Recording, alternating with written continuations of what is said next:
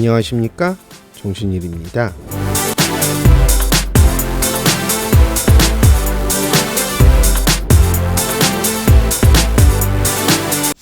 채널 구독 잊지 말고 꼭 눌러주세요.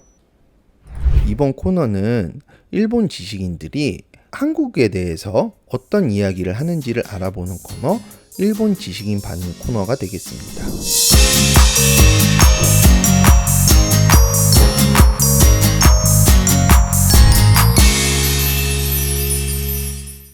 오늘의 주제는요, 징용공이 배상 청구해야 하는 상대는 한국 정부라는 주제가 되겠습니다. 이 발언을 한 사람은 켄트 길버트입니다. 아니, 일본 지식인 반응이라면서 왜 서양 사람 이름이 나오지? 라고 생각하시는 분들은 일본 초짜입니다.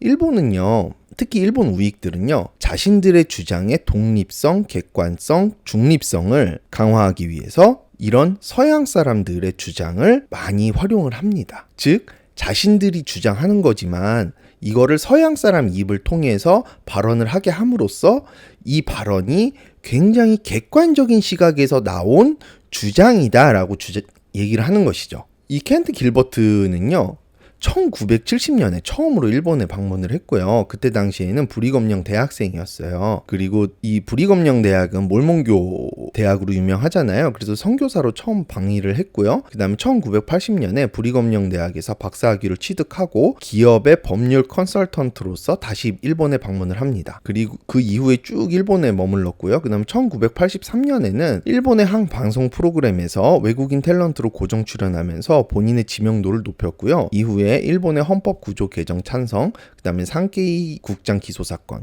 이거는 여러분들이 아시는 분들도 많이 아시겠지만 박근혜 대통령에 관해서 상케이 신문에서 약간 허위 뉴스 비슷한 거를 냈죠. 그래서 박근혜 대통령 측에서 이 상케이 국장을 고소를 하게 되고, 그래서 기소가 들어갔던 사건입니다. 이 사건에 대해서 그 자민당 측 의견을 많이 대변을 해왔고요. 그 다음에 위안부 문제에 관해서도 자민당 측 의견을 많이 대변해온 대표적인 일본 우익 인사입니다. 그리고 이 사람이 쓴 책을 보더라도요, 굉장히 우익스러워요. 세계는 강한 일본을 원한다라는 책을 썼고요. 이 책에서 주장하는 거는 약간 트럼프를 벤치마킹했어요. 재팬 퍼스트를 외치고요. 그 다음에 한국과 중국이 일본에 대해서 안 좋은 얘기를 많이 한다, 안 좋은 버릇이 있다, 그러니까 일본은 더 강하게 대처를 해야 한다라는 주장을 해온 사람입니다. 이 사람이 얘기해야 되는 거는 아까 제목에서 말씀드렸지만 징용공이 배상 청구해야 하는 상대는 일본이 아니라, 일본 기업이 아니라 한국 정부라는 거예요. 왜 그런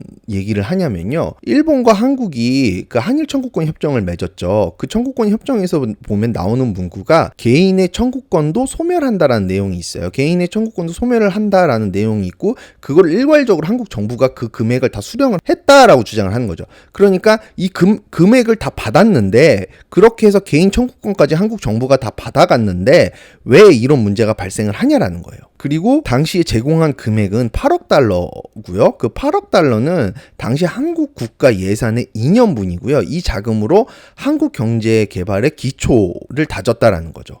사실 이거는 맞는 말이에요. 한국 경제 기초를 다졌다는 거는 맞는데, 여기서 이제 논란의 여지가 있을 수 있는 거는 이 부분이죠. 개인 청구권이 진짜 소멸됐느냐라는 거예요. 우리나라 대법원은 개인 청구권은 살아있다라고 현재 판결을 냈어요. 그러니까 민사적인 청구권은 살아있다라고 주장을 한 거예요. 그러면 왜 징용공들한테 이 배상이 이루어지지 않았느냐라는 거에 대해서 이 사람은 또 어떻게 주장을 하냐면요, 그 모든 돈을 한국 정부와 재벌이 독차지하는 바람에 이 징용공들에게 배상이 되지 않았고, 그래서 징용공들이 반발한 거다라고 원인 분석을 해요. 그러니까 한국이 일본한테 받은 자금은 모두 경제 기반 정비에 사용이 됐고, 이게 한국 사회와 한국인에게 널리 환원이 됐다라는 거예요. 그러니까 직접적으로 징용공들한테 얼마씩 배분이 되진 않았지만 그 돈으로 한국 경제가 발전을 해서 그게 환원이 됐다라고 얘기하는 거예요.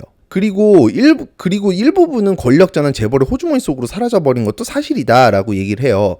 그런데 이거는 다 어쨌든 한국 사정인 거고, 어쨌든 개인 청구권까지 한국 정부가 다 가져갔잖아 라고 얘기를 하고 있는 거죠. 그러면서 얘기를 하는 게, 한국이 일본 기업에게 배상을 청구하겠다면 일본도 하겠다라는 거예요.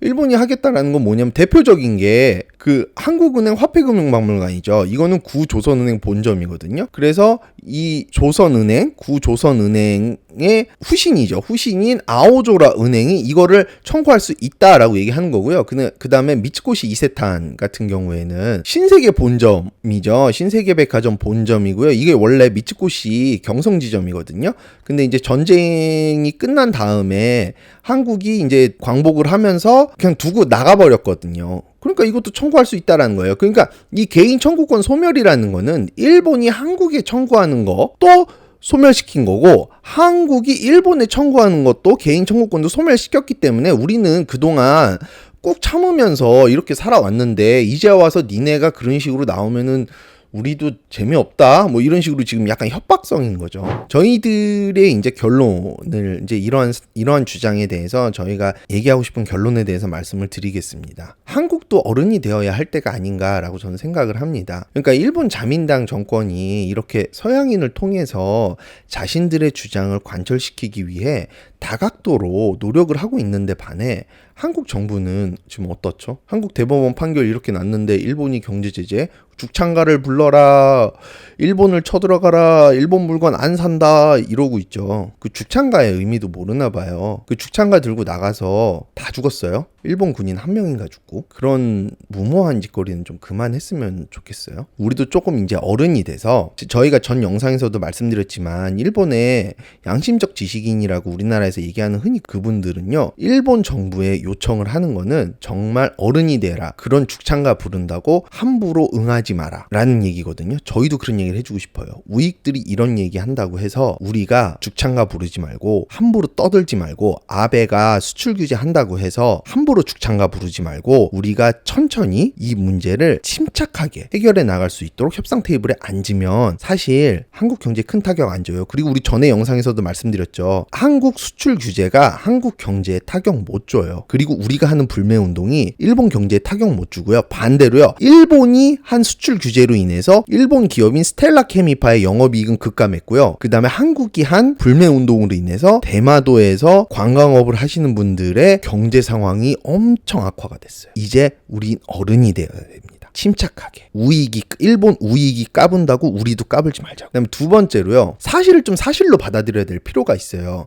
역사 왜곡은요, 일본만 하고 있지 않아요. 한국도 하고 있어요. 지금 이게 상계에서 지적했던 문제인데, 이 사진 있잖아요. 지금 요 그림 속의 사진을 보시면 굉장히 삐쩍 마른 사람들이 불쌍하게 서 있죠. 그러면서 이게 징용공 문제래요. 이거 징용공 문제 아니에요. 이거 징용공 문제 아니라고요. 당시 교도소 수감자들이에요. 이런 역사 왜곡 한다고요. 그 다음에 3.1운동 하면은 대한독립 만세 하면서 막 사람들이 나선 걸로 우리 다 생각하고 있죠. 이 사진 보세요. 태극기 든 사람 있어요? 없죠. 대한민국이라는 칭호가 처음 사용된 거는 상하이 임시정부 때 처음 사용이 됐어요. 그게 언제예요? 4월이에요. 1919년 4월. 3.1운동의 어떤 그런 기세로 성립한 게 그거라고요. 이거는 대한독립 만세를 외치는 게 아니에요.